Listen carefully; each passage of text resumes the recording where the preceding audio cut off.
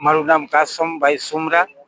અહીંયા સ્થાનિક માળિયા મિયાણાના જે દર વર્ષે અહીંયા પાણી આવી રહ્યું છે મચ્છુ નદીનું, અને વ્યાપક અસર થઈ રહી છે અને કોઈના ઘર વખરી બગડી રહી છે। જ્યારે આ અમૂલ્ય તક છે અત્યારે, તો આ પાક જે છે એ પણ બગડી રહ્યા છે। તો આનું સોલ્યુશન સહાય આપીને સરકાર છે એ દર વર્ષે સહાય આપે, એનાથી એનું સોલ્યુશન નથી આવવાનું। પણ સોલ્યુશન લાવવું હોય તો આ સ્થાનિક અમે સરકારશ્રીનું ધ્યાન દોરવીએ છીએ, તંત્રનું અહીંયાના ધ્યાન દોરાવીએ છીએ કે આનું સોલ્યુશન લેવા માટે છેલ્લા 2017 થી સતત આ પરિસ્થિતિ ઊભી થઈ રહી છે। પણ 2017 પહેલા આ પરિસ્થિતિ નહોતી।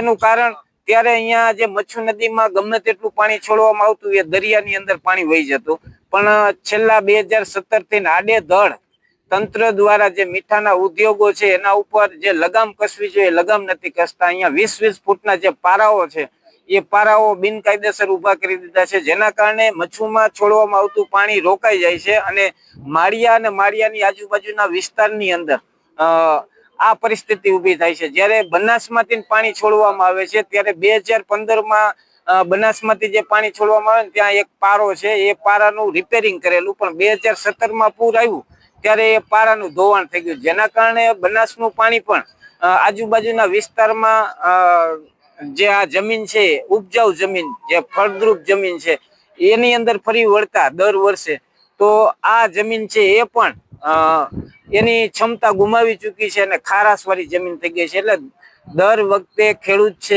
એ માળિયા તાલુકાનો પાયમાલ થતો જાય છે। એને ઊભો કરવો હોય તો સ્થાનિક લોકોને સાથે રાખી અને આ સમસ્યાનું નિરાકરણ કરે તો સ્થાનિક લોકો તંત્ર સાથે, સરકાર સાથે રહી અને આ બધું જે નિરાકરણ લાવવા માટેની પ્રોસેસની અંદર સહકાર બનશે, સહકાર રૂપે એનો ભાગીદાર પણ બનવા તૈયાર છે, પણ સરકાર આ દિશામાં કામ કરે।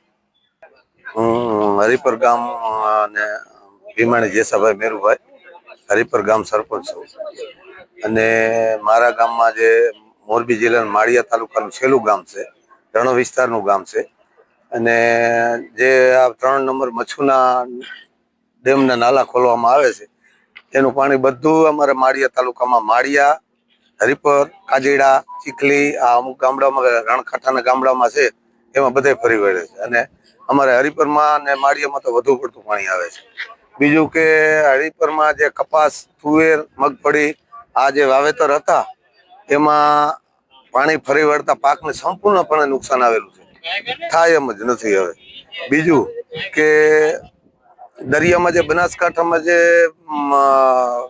વધુ પડતો વરસાદ હોવાથી, બનાસ આવવાથી દરિયાનું ખારું પાણી અને આ બાજુથી મચ્છુ નદીનું પાણી બંને ભેરા થાય અને 2017માં વેકેમેશન બંધ પાડો તૂટી જવાથી દરિયાનું ખારું પાણી અમારે અમુક જમીનમાં ફરી વળે છે। ખારા પાણીને હિસાબે ખેતર જમીનની પણ નુકસાન મોટા પાયે થયેલી છે।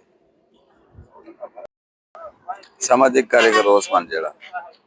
અમારી આ પૂરની પરિસ્થિતિ 2017 થી આમને આમ આવેલી આવે છે અને જ્યારે દર 1 વર્ષની બીજા વર્ષે આવું નવું પાણી હોય છે અને જેથી કરી અને તંત્ર બસ 2-5 હજાર આપીને છૂટી જાય છે। ગરીબ માણસોને ખાલી ઘર વખરી ઓછામાં ઓછી લાખ રૂપિયાની નુકસાની થાય છે, બરોબર। આ પાણી આવે એના હિસાબે સરકાર શ્રી આમાં જો કાંઈક નિરાકરણ કરે અને આ નદીના મોઢા દરિયાના છેડા સુધી પહોળાઈ, ઊંડાઈ અને લંબાઈ સરકાર નક્કી કરે 3-4 નદીનું, જેથી કરીને આનો કાયમી નિકાલ આવી જાય એવી અમારી રિક્વેસ્ટ।